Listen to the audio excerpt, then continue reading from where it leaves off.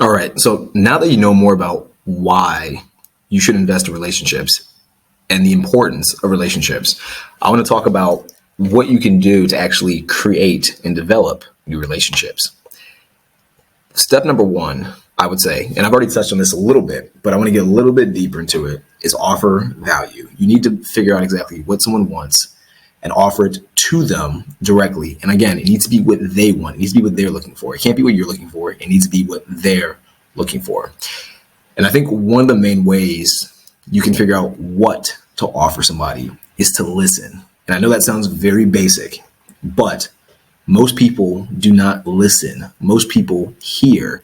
You're having a conversation with somebody and they say something and you're hearing them to respond. That's how most people tend to get into interactions. That's how most people converse with each other. What you need to do is you need to listen. You need to hear what they're saying, process what they're saying, think about what they're saying, and then understand the different nuances and really dissect exactly what's being said. A lot of times when you're talking to people, they'll tell you exactly what they want, or they'll tell you something, they'll tell you their goals, or they'll tell you enough details about them that'll help you figure out what you can offer them. Sometimes it's super specific. I found in most cases it's pretty specific. Sometimes it's a little bit vague, but you can kind of ask questions in return and figure out what they want. And then from there, you just give them exactly what they want. It's not overly complicated. And of course, this is for interaction where you've already sort of met with the person and you're trying to take it from a stranger or an acquaintance to more value, or I'm sorry, from a stranger or an acquaintance to an actual relationship. But I think for the most part, if you've already encountered somebody, this is probably one of the best ways to offer value. Just listen exactly what they're asking for and then provide it. I'll give you an example. I have a friend who I had him on my podcast a while back on my show. And he says, I'm thinking about trying to get into podcasts. I'm trying to figure out exactly what podcast to be on. This isn't really my first time, or this is his first time sort of being on a podcast when he was on my show. That was his very first time being on a podcast.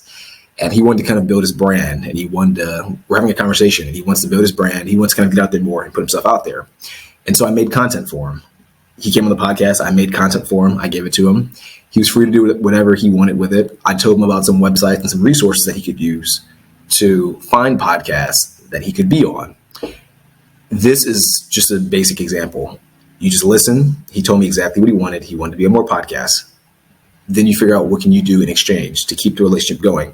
Here's content, so that way you can promote yourself more and hopefully more people can find you to have on their podcast. And here's some resources and links where you can go to actually find other podcasts to directly be on that might be fitting with whatever your personal message, or in his case, his personal message was.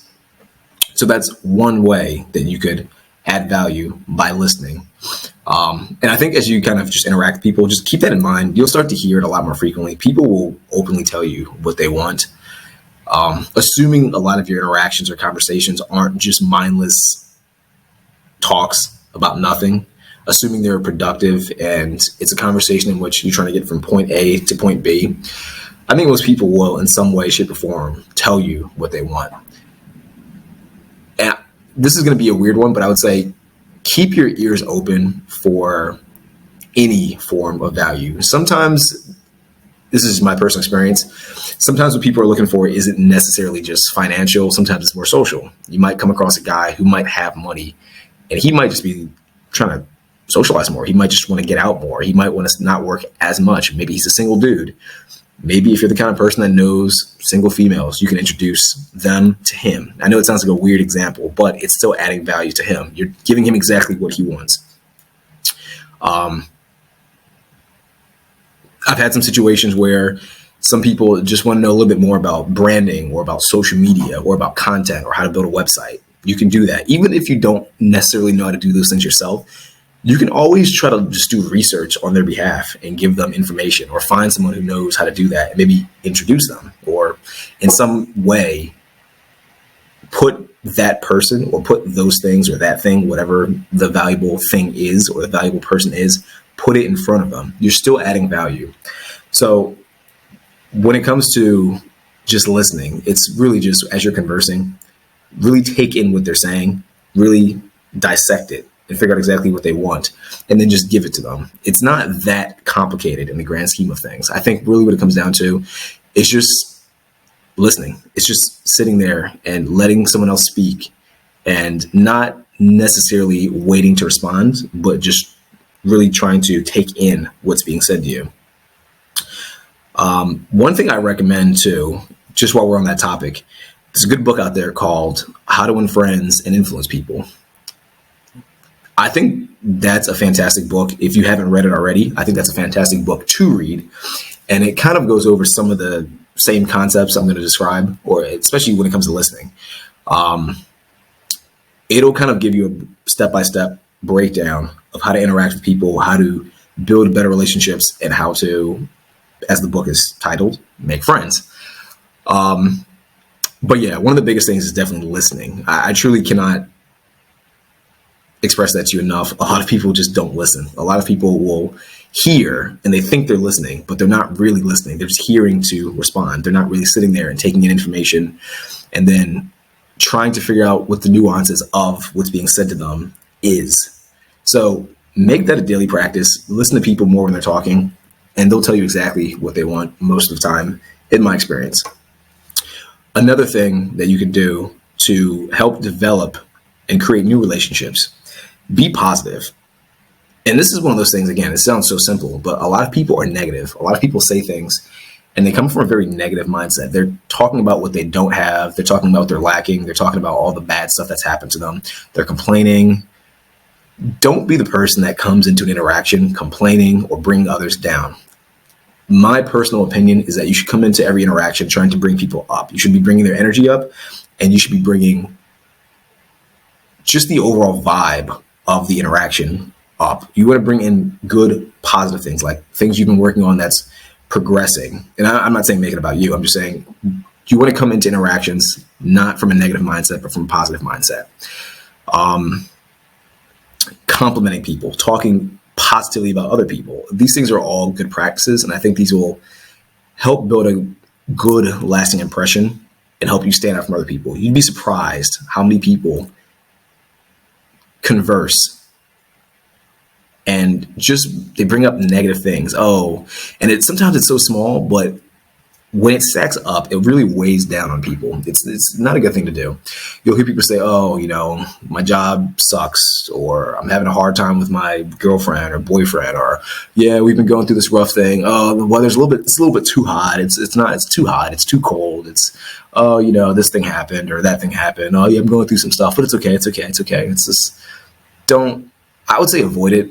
To be quite honest, I think most people just don't particularly care. So there's really no need to bring it up. I would say if it's really something where you need to find a solution, I think you can approach that in a certain way. And I won't get into that here, but DM me or shoot me an email and we can talk more about that. But I would say rule of thumb, stay as positive as possible. Don't be negative. Try your best not to complain.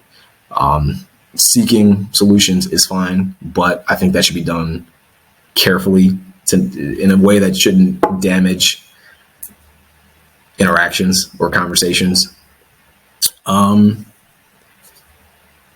think a big one, and this is also in How to Win Friends and Influence People, but ask genuine questions. And I think this is one of those things that requires practice. I think it's good to get into the habit of genuinely being interested in people and their lives. Off the top of my head, I can't think of a really a great way to be more interested in people. I think just being curious in general and understanding that everyone has sort of a unique story, a unique life, unique things that they're working on, different hobbies, different mindsets. I think if you approach every interaction from that perspective, it makes it easier to be curious about people. And I think when you're curious, you're more interested and you're more willing to ask genuine questions. But try to adopt that mindset of just being curious about people, really being observant of people. Me personally, I like to think about people first from the way they dress and then kind of go deeper about it, the way they talk, the way they act. I don't know. To me, that makes people more interesting. If you see a person that, for example, wears very bright colors, in my mind, I'm always asking, I wonder why that person wears bright colors. Like at what point in his life did he start wearing bright colors? At what point did he figure out that does bright colors bring him more attention? Does this person like more attention? Does he dislike attention, but maybe he just likes the colors? Is there something in his life that influenced him to start wearing bright colors? Maybe his dad wore bright colors. Maybe his mom wore bright colors. Maybe they all wore very dull colors, and he grew up and he wanted to change himself from his group, from his family. So he started wearing bright colors. Or maybe he just puts on stuff at random. I think just if you're just genuinely curious and observant, you'll start to just come up with questions.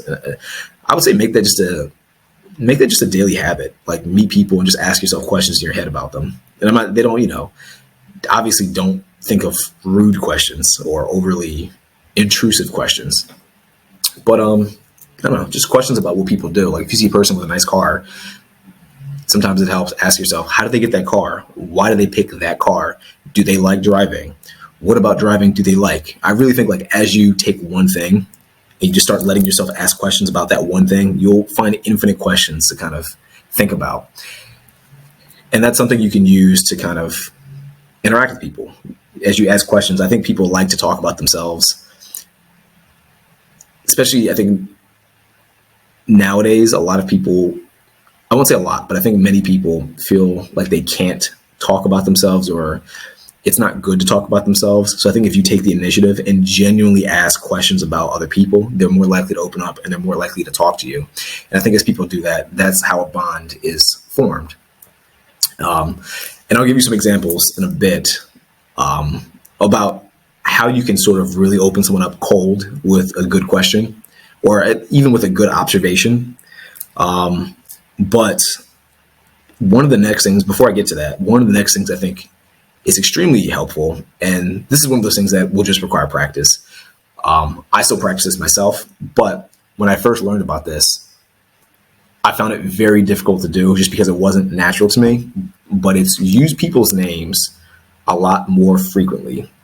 When you meet someone, I find that a lot of people do this. They meet someone and the person introduces themselves and you don't really listen to the name. So 5 seconds later, you forgot the name. And then you meet them again or you see them again and it's awkward because you don't know their name because you never listened in the first place. And you don't want to ask because you feel rude. Make it a practice to really listen to someone's name. And what I usually like to do is two things. When someone introduces themselves, three things. One, I repeat it in my head a few times.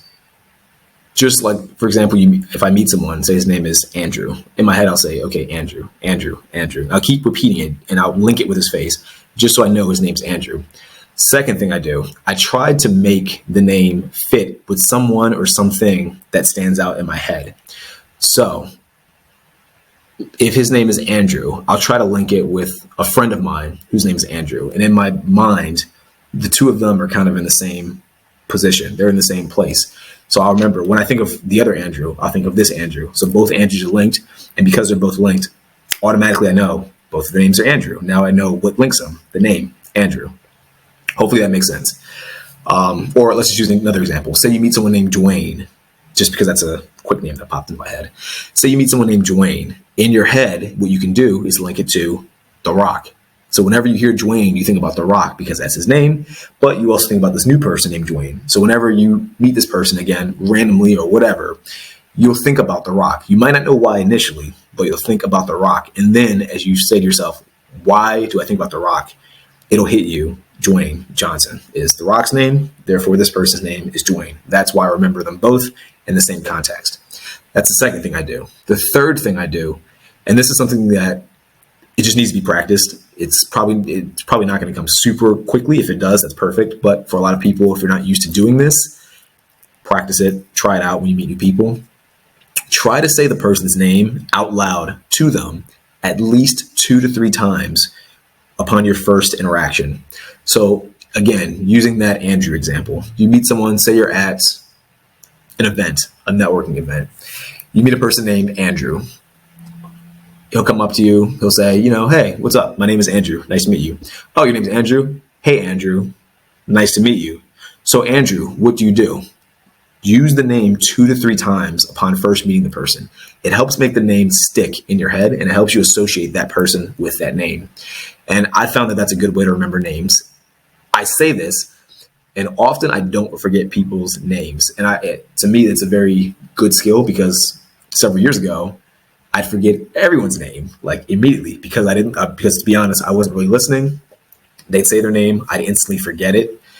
And one thing I would do back in the day is always make the excuse that I'm not good with names. If you do that, by the way, I would say stop saying that. Don't say that, because it becomes true. Don't say that you're not good with names.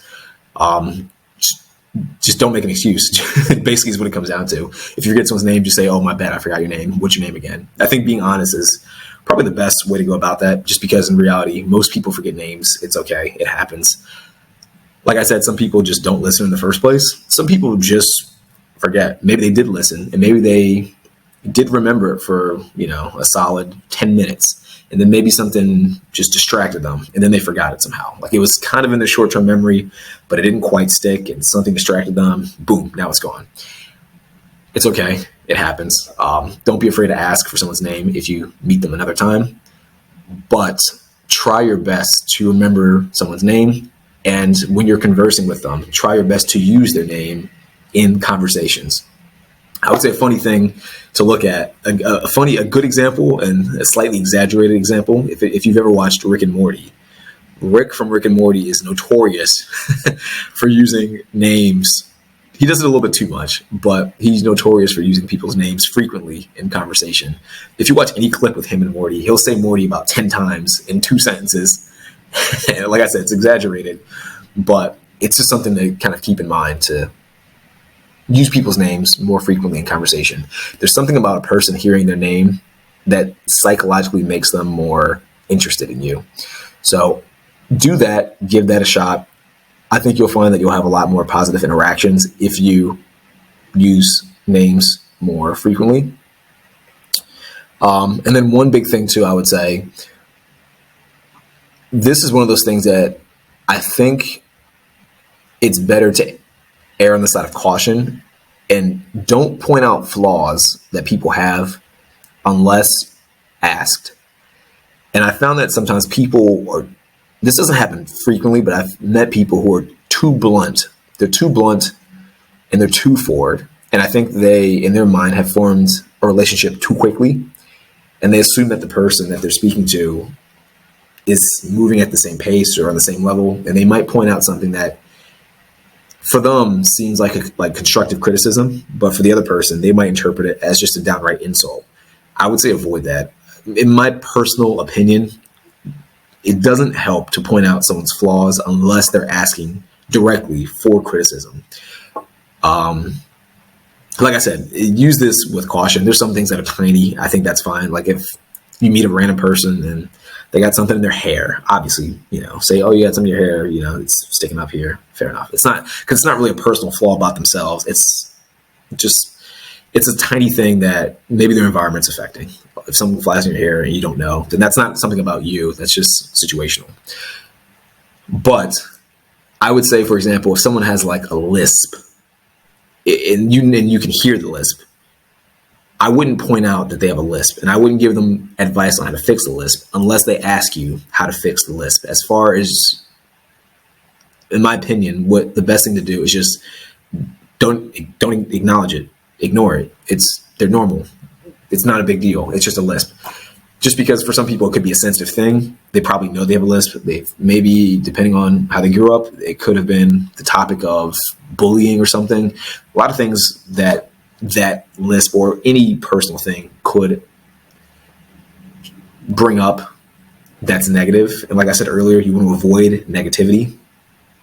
I would say unless someone asks you for direct feedback or direct criticism, I would avoid it when possible. I would avoid it for the most part, period.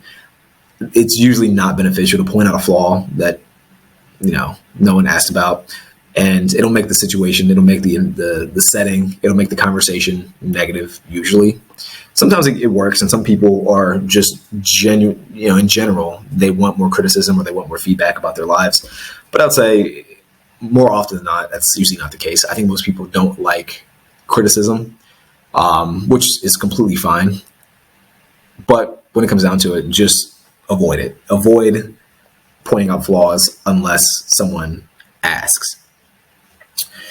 So just keep those things in mind. Just to kind of recap, don't point out people's flaws. Use their name consistently and be positive, and use their name often in conversation. I think if you do those things when you're meeting people, when you're conversing with people, when you're interacting with people, it will help you kind of cultivate and develop relationships a lot better.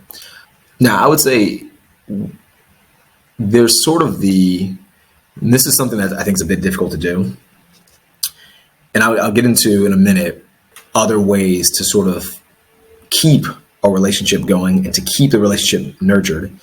But I found that in sort of this modern day, because everyone's so busy, everyone's just all over the place. It's not like it was, I think, maybe a decade or a couple of decades ago, where people are a lot more close knit in groups. You might have a relationship with somebody, and when I say, of course, I mean an interaction with somebody, say a stranger, maybe someone you networked with. You might live in one state, they might live in a different state entirely, or a different city, and it might be difficult to kind of get that face-to-face interaction. One thing I think people should use more are DMs, Instagram DMs.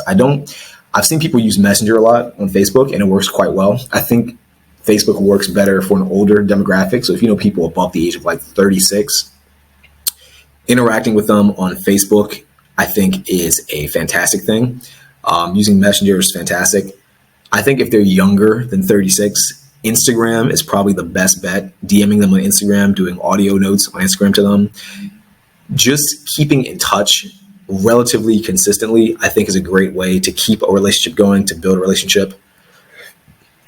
And one thing about Instagram, Facebook, this works with Facebook too, but I think, like I said, depending on the age group, I think one platform will work better for some age groups than others. I think in general, if you really don't know which platform to use, Instagram is probably your best bet, just because I think a lot of people post certain types of photos on Instagram.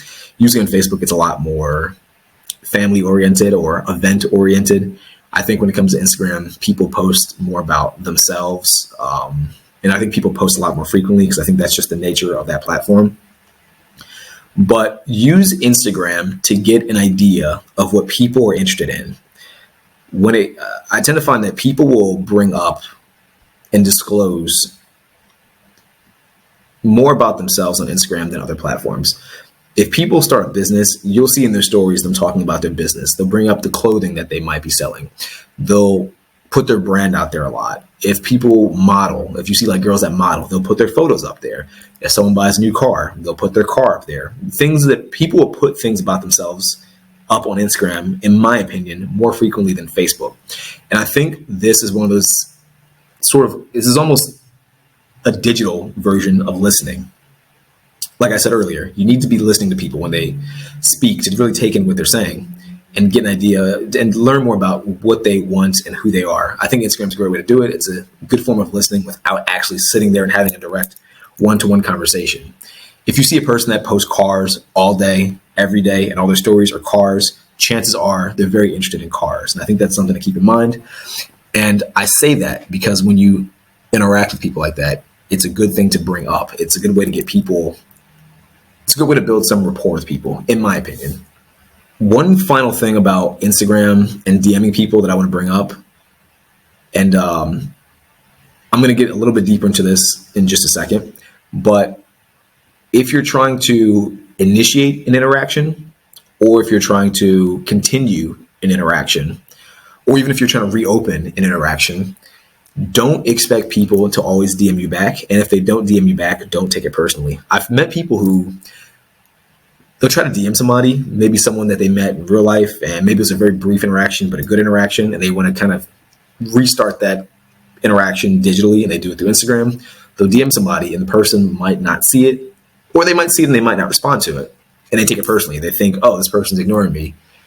While it is true that some people might just outright be ignoring you, in my opinion, what a lot of people do sometimes is they're just busy. They just have other things going on in their lives.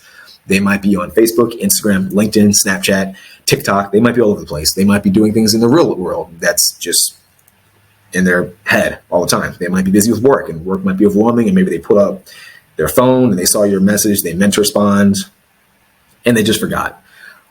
Same thing goes with text messages. Sometimes people just see the message and they just don't respond, not because they hate you, not because they have anything against you, but because they're just busy like the rest of us and they just forgot. So I would say if that's the case, don't take it personally. Don't think that this person has anything against you. Don't assume that they don't want to interact with you. Really don't expect anything in return if you reach out. My personal suggestion, give it some time and try again. I think that's really the best thing you can do. And that'll lead me to one thing most people don't do that I think you certainly should do, and that's follow up with people. Now, like I said, people are busy. People have their own things going on. People have their own lives. And sometimes you'll reach out, you'll send a message, you'll send a text, you'll send an email, and they just won't respond. And that has nothing to do with you. Don't take it personally. I bring this up just because this is one of those lessons I kind of learned through as a real estate agent, and it sort of has translated into just general life as a whole. And I found that it applies in every sense. In real estate, sometimes someone might say, "Oh, I want to buy a house," or "I want to do A, B, and C." They might have a question, and you respond, and you don't hear back from them. And what I've learned is that the best thing to do is just follow up until the day they die, or until they tell you to fuck off or something. One of those things.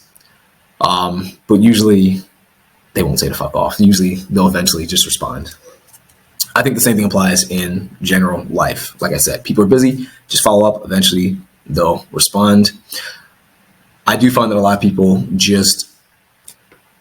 they try once and that's it, or they never try at all. But a lot of people, if they do try, they'll try like once. They'll send a DM once and say, "Hey, let's go get coffee," or "Hey, how's it going?" And the person doesn't respond, and they take it personally, and they never respond ever again.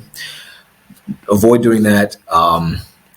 Just follow up. Trust me, it makes things, it's in your best interest. I think to initiate and to follow up is probably the best strategy to really build a relationship in the long run, especially nowadays with social media and the internet. It's too difficult, I think, depending on your age, to really get on the phone, call, try to set something up. Most people will ignore your phone calls.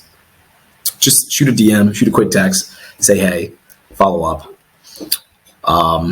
And then what I usually try to do, if you're really trying to build that relationship, getting coffee to me is the simplest thing. Shoot them a DM, say, "Hey, what are you doing on X day at X time or X range when it comes to times? Let's get coffee. Let's chat more." Bring up something that they were interested in on their Instagram or Facebook, whatever, and then see what they say. Some people, if they don't ignore it, they might say, most will probably say yes. Most say, "Yeah, sure, that's fine." Some will probably say no because that day or that time might not work. If that's the case, just offer a new day or time. And it sounds so basic and it sounds so simple, but a lot of people don't do it. And I personally did not initially do it.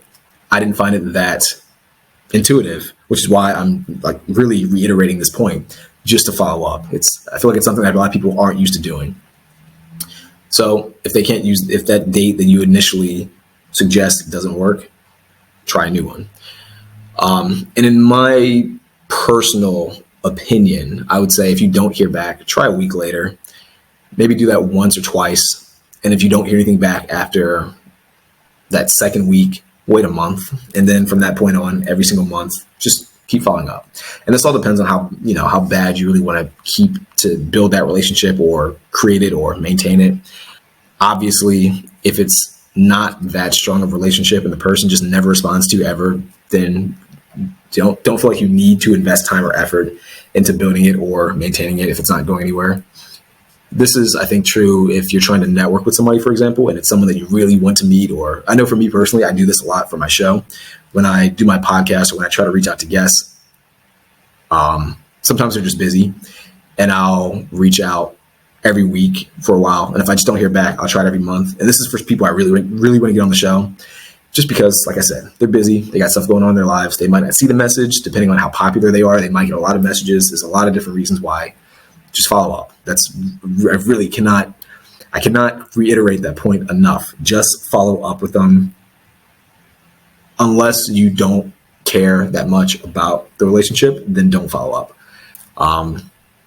And one thing I want to point out too, in the supplemental materials section, there is sort of a spreadsheet, and I'm going to get deeper into it. But in this spreadsheet, what you want to do is, as you meet people, you want to add their names into the spreadsheet. And it's already sort of pre-programmed. So once you add their name into it, you can add their social media. You can add at least one or a few things about them that's of interest to them, where you can add value to them and just interesting to them. So that way, when you converse with them, you'll have something to talk about. And it'll tell you when to follow up with them. It does it on a monthly basis. So say, for example, you meet them on January 1st, you put them in this spreadsheet January 1st, it'll suggest to follow up with them on February 1st. It's pretty straightforward, but I think it's helpful, and I think it helps you keep track of people. And the main reason I made this is because I don't think the human brain is that good at keeping track of too many people at one time. So this spreadsheet will help you do just that without having to put so much mental effort into it and too much time and too much energy. So that's the main steps and techniques and tips I wanted to give you when it comes to developing and cultivating and nurturing relationships that you want to maintain or cultivate or nurture. Keep those in mind. As always, if you have any questions, shoot me a message, shoot me a DM, email, whatever, and I'll help you out and figure out exactly what we can do together to help you get that relationship going with whoever it is you're trying to reach out to. But I'll see you in the next video.